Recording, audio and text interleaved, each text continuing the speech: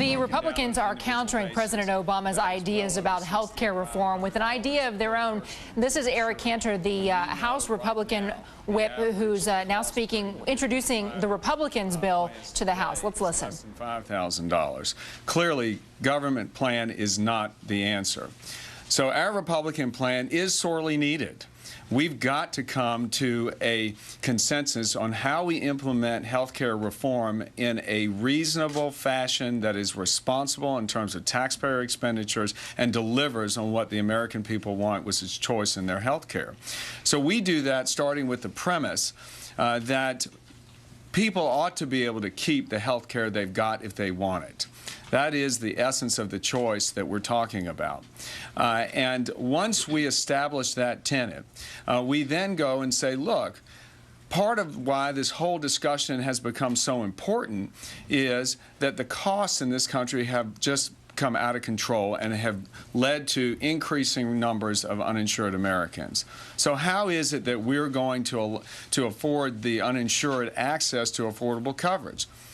The tenet that we operate on and our plan is based around is we want to provide access to a basic plan for all Americans and to coverage in terms of a basic plan. We do so by making sure we keep down costs and incorporate the ability for folks to pool together to access lower costs, to bring private sector into the game and keep government out. So I applaud the efforts that have resulted in the plan today. So there's Eric Cantor, the minority whip in the House of Representatives there on Capitol Hill. Again, we just heard a big speech from the president this week about his ideas about health care overhauls, and the Republicans recognizing that there needs to be some major changes, coming forward with some ideas of their own. Mike Viqueira has been following this. Are the ideas fleshed out already? Do they know exactly how they're going to go about making sure that people who need health insurance get it? In a general sense. I mean, essentially what we have here is a 5-page summary. We don't have this in bill form.